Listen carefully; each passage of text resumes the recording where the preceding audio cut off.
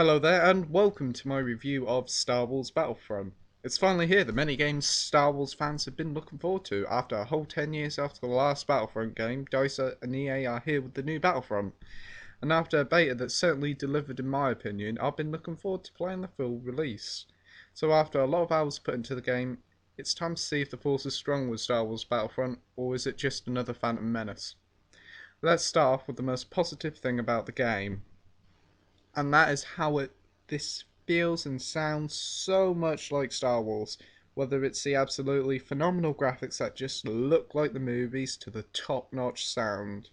DICE are well known to have attention to detail when it comes to sound. From the pew pew pew sound of the guns to the sound of gunshots hitting shields, it's a masterstroke in every way. Same goes for the music, which uses the iconic soundtrack without milking it too often.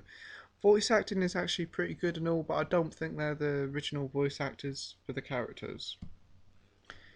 Let's just get the elephant out of the room. Star Wars Battlefront is a multiplayer game through and through. Don't let its iffy attempt at singleplayer tell you otherwise, but we'll talk about the singleplayer later. Multiplayer offers a range of different modes. You have the real big standout mode, which is Walker Assault, which is just basically a full-on war where the rebels have to stop a couple of AT-ATs from reaching their base.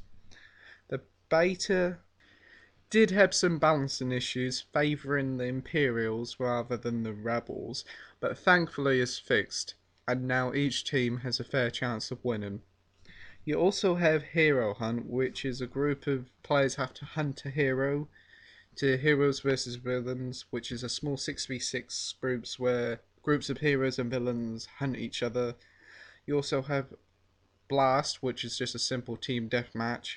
Fighter Squad 1 is a highlight, which is the only vehicle only mode in the game, and it's an absolute hoot. I love it. To Drop Zone, Cargo and Droid Run, which is just a different take on Capture the Flag. They're all pretty good, I must admit.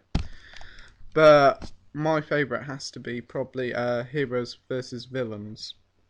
With plenty of different types of modes to choose from, there's something for everyone in this game. Maps are also plenty in this game. So far there's 12 in the game.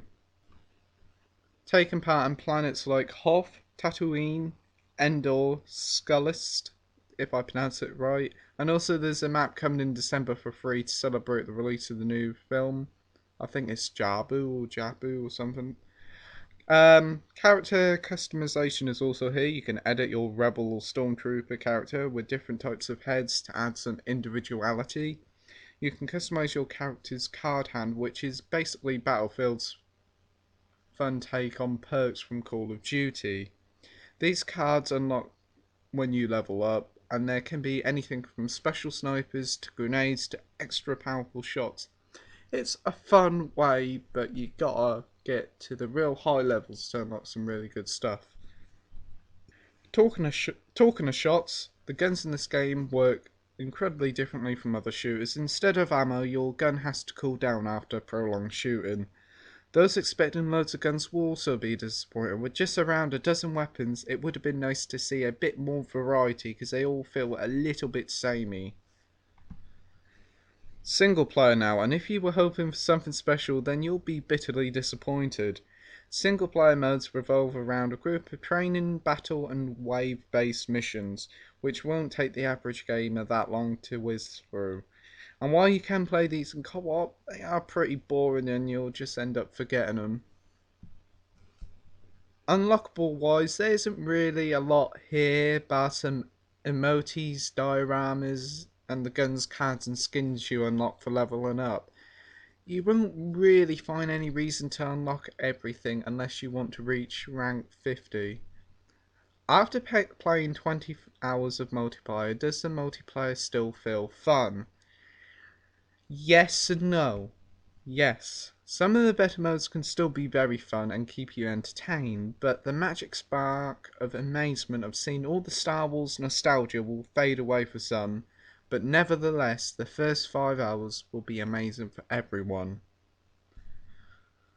Time to wrap things up. Battlefront is a very, very good Star Wars game. It captures what makes the films feel so special with amazing sounds and graphics.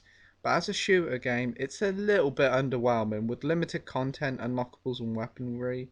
Star Wars Battlefront is still a very fun shooter and is a new hope for Star Wars games. I give Star Wars Battlefront an 8 out of 10. Thank you for watching my review. I hope you enjoy it. Like, rate, and subscribe. Thank you and bye.